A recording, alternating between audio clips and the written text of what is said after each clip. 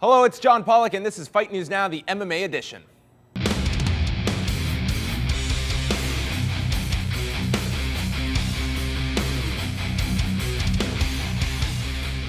Hello, fight fans, and welcome to another edition of Fight News Now. It's John Pollock with you for the next half hour as we get you all set for UFC 162 this weekend with comments from Frankie Edgar, Mark Munoz, Phil Nurse, Renzo Gracie, and more.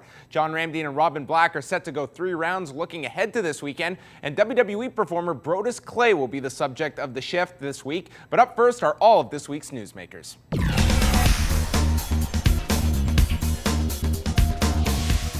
This Saturday night, Anderson Silva will attempt to make the 11th defense of his middleweight championship as he meets the undefeated 29-year-old Chris Weidman.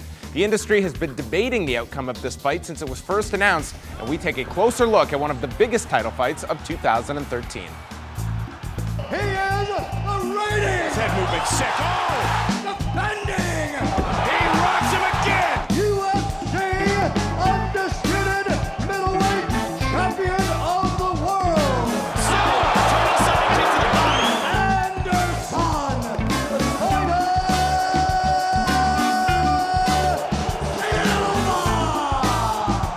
He doesn't go out first round to do damage. He's very analytical. Nice quick jab and a quick combination. The guy obviously has made decent people look pathetic. And in that first round, he's breaking you down. Huge kick up. And I do believe he's the greatest MMA fighter there is right now. He's cool, calm under pressure. This guy's got the attributes to be where he is, and that's where he is, where he is. You know, he's unbelievable.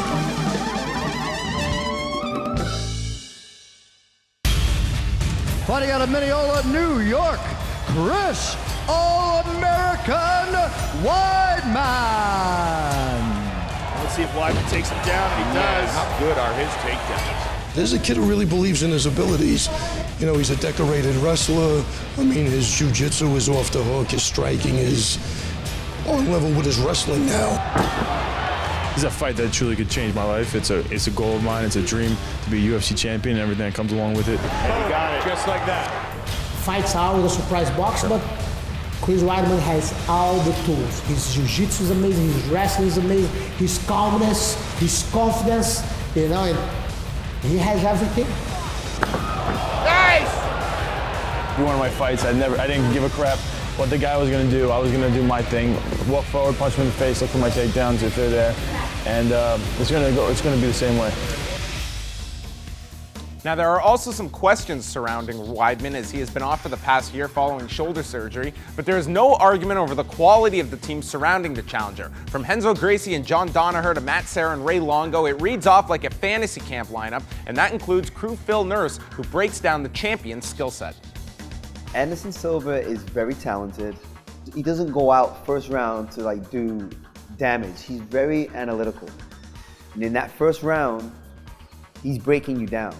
He's seeing all of your movements, all of your traits, all of your habits. He's diagnosing a lot. And when I watch him fight, I'm kind of doing the same thing. And there's a few times I've watched him fight and I'm like, he just saw that. He made a mistake and he just saw that. I'll see Anderson pull it off a couple of rounds down. I'm like, he's there. It's a tough fight. It's a tough fight for both of them. This fight has been one of endless debate over who will have their arm raised. George St. Pierre, Chael Sonnen, and Roger Gracie are just a few that believe Weidman will be walking out champion, and we now hear from some other pros with their predictions on who will be the middleweight king after Saturday night. I do train with the guy, I'm friends with him, so it's tough for me to not go with Weidman. I actually went on the record and said before that I thought Chris Weidman would win. Chris Weidman has all the tools. His jiu-jitsu is amazing, his wrestling is amazing, his calmness, his confidence. As much as it pains me to say it, I actually think Chris Weidman could be a bad matchup for Anderson Silva. Chris Weidman, he's going to want to use his wrestling to his advantage and take Anderson down. I think he's capable of putting Anderson on his back and also striking with him. Let's see if Weidman takes him down, and he does. How good are his takedowns? Although I think he might get grinded for a little bit in this fight, I just think he's good enough on the ground and I think he'll find a way to finish this fight. Weidman offers a lot of threats. He's a really tough stylistic matchup. He's got great wrestling and great jiu-jitsu. Anderson is one of those guys, you know, if you play your card right, you know, you might beat him, man, because a lot of people defeat themselves before they go in the ring. They're like, oh my God, it's Anderson Silva. I see him being able to take down Anderson Silva a little bit more effectively than Chael. I think if he takes the fight to the ground, he's got every chance of winning. I mean, he could probably even stand up a little bit with him too. Anderson can actually evade the takedown and use his precise striking to knock him out.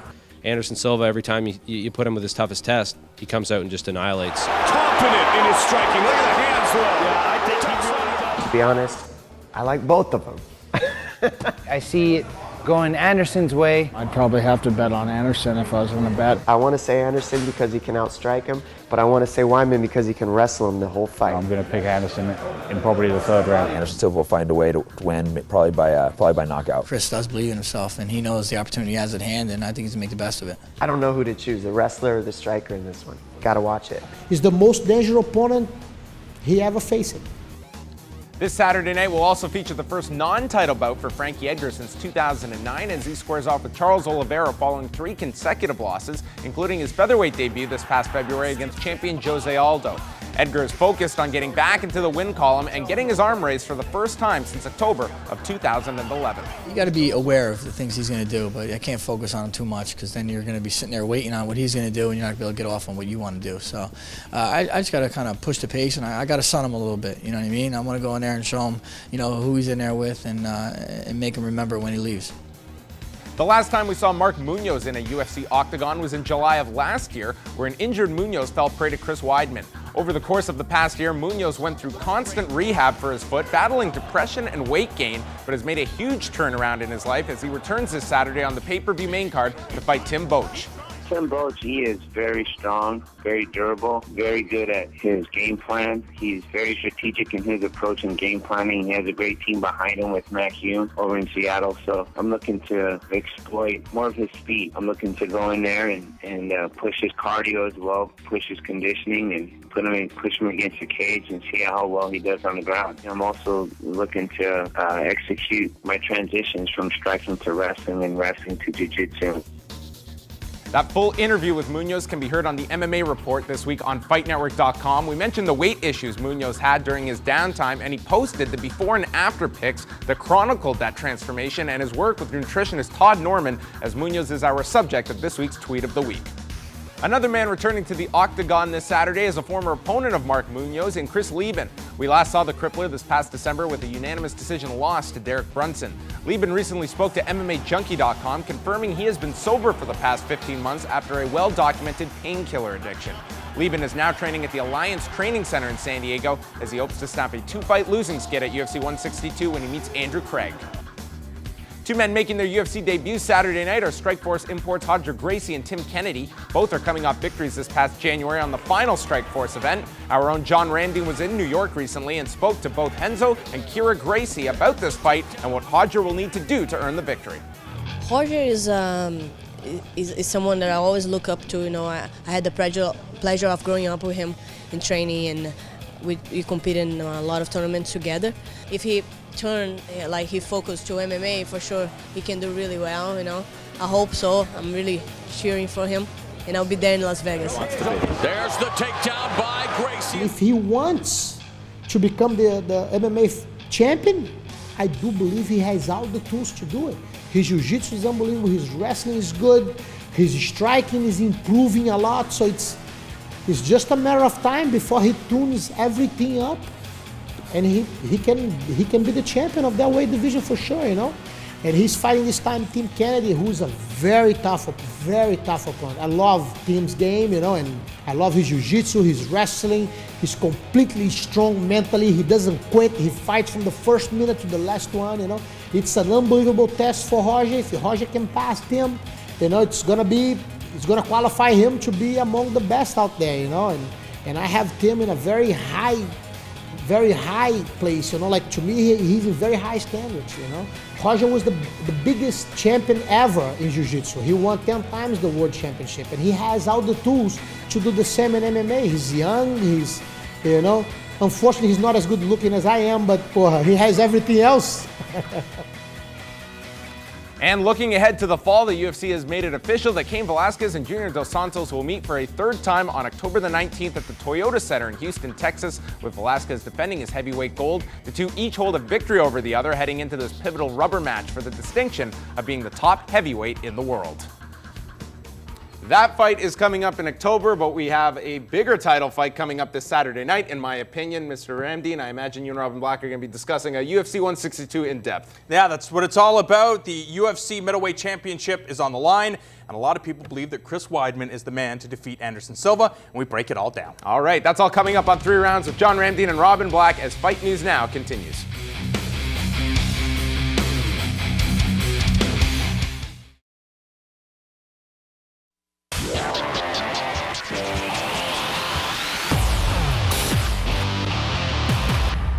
Welcome back to Fight News Now. It's John Pollock, and we continue counting down to Saturday night's UFC 162 card in Las Vegas. And you are now going to go 3 rounds with John Ramdeen and Robin Black. And guys, Saturday is really being sold on the idea that if you tune in, you have a very good chance of witnessing history. And that's really the selling feature here, is that this guy in Anderson Silva is very much vulnerable here. Absolutely, and a lot of fighters believe that Chris Weidman is the man to dethrone Anderson Silva. But Robin, you and I have talked about it.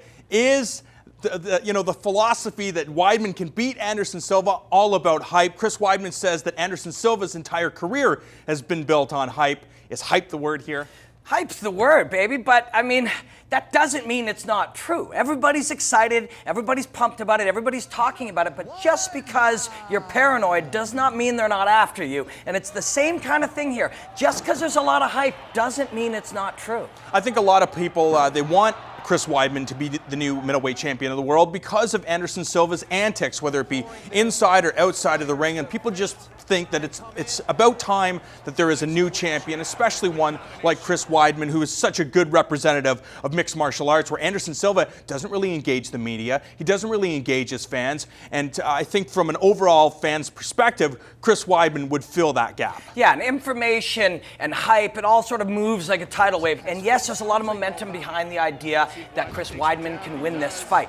It's supported by fighters, it's supported by media, although really media's opinion shouldn't really be that important. You know, like, what do we know? I mean, what does Ariel Helwani know? What does Robin Black know? I mean, that's up for debate. But what does George St. Pierre know? That is up for much less debate. George St. Pierre goes into the gym with this man and feels this big, powerful, talented guy take him to the ground and beat him up. You know, and that is real. So we all kind of get caught up in it. But the interesting thing to me about hype is the way that it actually changes reality. Not just in the perspective of us, the fans, but the fighters themselves. If you hype up a guy enough and he believes he can do it, maybe he can do it. Or you hype him up too much and all of a sudden he goes swaggering in there like there's no problem with his hands low and he gets his ass knocked out. It can affect fighters, and we've seen it in the past. Yeah, absolutely. I had a chance to talk to Firas Zahabi during the training camp for George St. Pierre and Dan Hardy. Firas believed that Dan Hardy could knock out George St. Pierre because that's what everybody was saying, that Dan Hardy has this unbelievable stand-up abilities and that, all it takes is a beautiful right or left hook and George St. Pierre could lose that title. The same happened with Anderson Silva and Patrick Cote. The hype was Patrick Cote is a guy that with one punch can change everything, and if he lands that punch, he's going to become the new middleweight champion of the world. And I think Anderson Silva bought into that because he was very, very conservative, and we can see how things like that affect a fighter's performance. Think about that for a second. You hear enough times that Dan Hardy can knock you out with his one left hook, and it forever affects the way that you train for him, it affects the way that you perceive him, and it affects the way that you fight him. Think about that. That's a truth. That's a reality. And that has been at play here in this fight as well. Chris Weidman believes he can win this fight. We all get caught up in it, and we reinforce it. Everywhere he looks, everything he hears, tonight's my night, tonight's my night. We start to hear Anderson Silva actually talk about, well, winning and losing is not important right now. What's important is performing. He's actually saying this week that he doesn't think he can beat John Jones. Is this all affecting him? It's really hard to tell. But, we live in a world where the media and people's perception and information is shared so instantly through social media and all of these things that it actually affects reality. reality. It's fascinating. I think it's kind of a no-lose situation for Anderson Silva, because if he goes out there and he does happen to lose the title, we know that the UFC has already said, look, there's an automatic rematch clause. So if Anderson Silva does lose the middleweight title, it's an automatic rematch between him and Weidman. Yeah, I mean, should we even be talking about that? Like, the fight hasn't happened yet. This is a guy who's been undefeated in the UFC, defended his title 16 times. Should we be even having this conversation? But we are, because it's all moved so far here. There's so much on the line. There's so much at stake now. And if you go in there and things aren't going well and this guy is grinding on you and he's dropping elbows and it enters the back of your mind, it's like, tonight's not my night. You know, if I can get another 15 weeks in here, I can come back and beat this guy. This is a thought you shouldn't even be having, but all of these things matter. Yet at the same time, none of them matter in the slightest, because by the time these two men get in the cage, you lock the door, they touch gloves, they're fighting. We're not fighting. Hype isn't fighting. Renzo Gracie's opinion isn't fighting.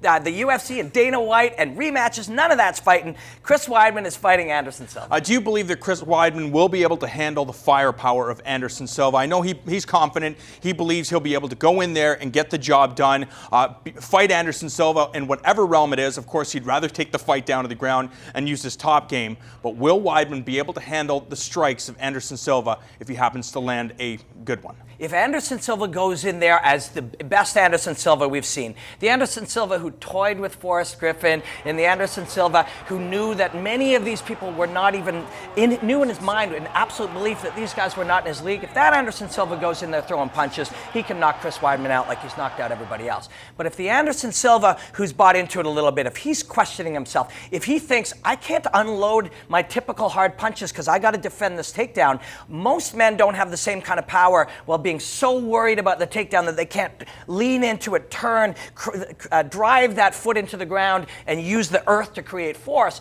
Those guys are busy staying light on their feet and mobile and defending. That guy, I don't think, can knock people out the same way that Anderson Silva traditionally has. A lot of people believe that this fight is not going the distance. Either Chris Weidman's going to be able to submit Anderson Silva or, unleash some ground and pound from top position, or Anderson Silva is going to do what he did to Rich Franklin or Vitor Belfort or Dan Henderson, maybe not submit Chris Weidman, but be able to punish this guy. Do you expect it to go 5 rounds? I kind of don't either, because even if perception is true, if the opinions of GSP and all these other fighters is true, that Chris Weidman really has the capability to win, he has to do it by finishing him. 25 minutes is a long time to be perfect and not get hit with a hard punch or a triangle when you're tired, like happened to Chael Sonnen. 25 minutes of perfection is very, very challenging. But if he's as aggressive on top, if he can get the takedown, if he believes, if he's ornery and mean and tries to finish this fight, maybe Weidman has a chance. As likely, Anderson Silva is hard to catch. He breaks Weidman's instincts and will and lands a punch of his own. This is just so exciting. In reality, you need to see this fight no matter which way it unfolds. Yeah, and I think Chris Weidman definitely needs to be very patient in this fight, John Pollock. I think that if he can establish the top game on the ground for 5 rounds. I know there's a stand-up at the beginning of each round, but if Weidman can do that, take the fight down to the ground, last the 5 rounds, the 25 minutes, I think he will walk away. Who are you picking? I'm going to have to say it's Chris Weidman. I think he's mentally strong. He's got a great team around him, and I think it's time for a new champion. I think Weidman's going to finish him in the 3rd or the 4th. I don't know about that, but I think Chris Weidman will be the new champion. Call me crazy. I am picking Anderson Silva in this fight. Thank you very much, guys. And you can catch more with Ramdean and Robin Black every Monday night at 7 Eastern on Fight Network for 5 rounds as they delve further into the intricate details of the fight game. We're going to take a short break, but still to come, you will hear from WWE performer Brodus Clay. And just wait until you see what we found for this week's viral video. It's all still to come on Fight News Now.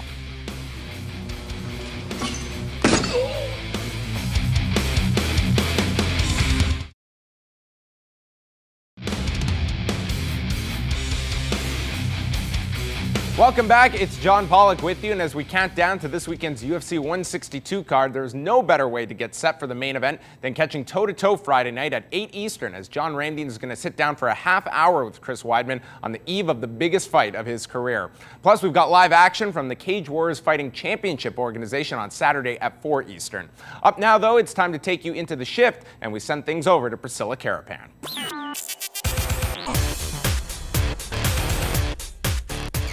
Hey guys, Priscilla Carapan here with you, and this week we're looking at the latest project from Anchor Bay and WWE Films titled No One Lives.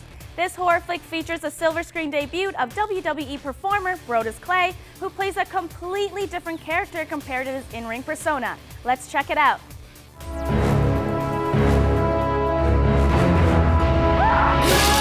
WWE performer Brodus Clay puts his acting chops to the test in WWE Studios' latest release, No One Lives. No talking sweetness. The film buff Brodus Clay tells us about his initial reaction to the film and his satisfying death sequence. Movies are kind of like my hobby. I like to go see a lot of movies. And I'm usually a pretty tough critic and stuff, so I was real worried about what I was going to think of myself on screen, but I was actually okay with it. I was excited that I had a glorious, strange death. I was very happy about that.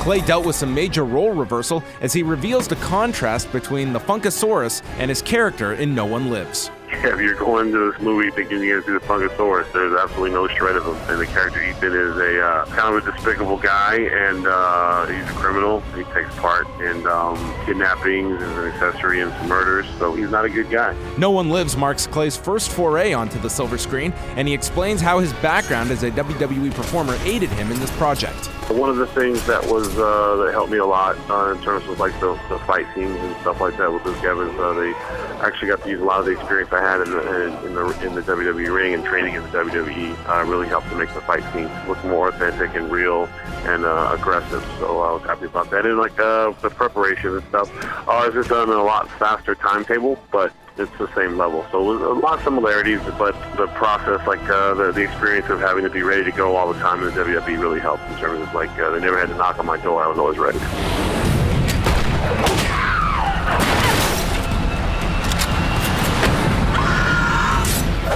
You should have run while you had the chance. A lot of blood, right? Well, that's all I have for the shift this week. We'll see you next week. Over to you, John. Thank you very much, Priscilla. And from the shift, we head on over to this week's viral video. I'm in as much suspense as you are to see what our crack staff was able to dig up to make you all laugh.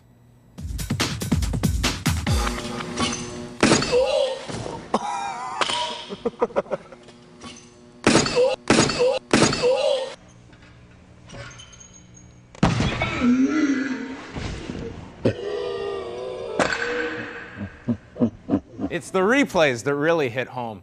And that wraps up this week's edition of Fight News Now. A big thank you to Frankie Edgar, Renzo and Kira Gracie, Phil Nurse, and all of our guests. You can catch the MMA Report this Thursday on iTunes and FightNetwork.com as I chat with Mark Munoz as well as Ariel Helwani. On behalf of John Ramdine, Robin Black, Priscilla Carapan, and our Fight Network crew, I'm John Pollock, and enjoy UFC 162 this weekend.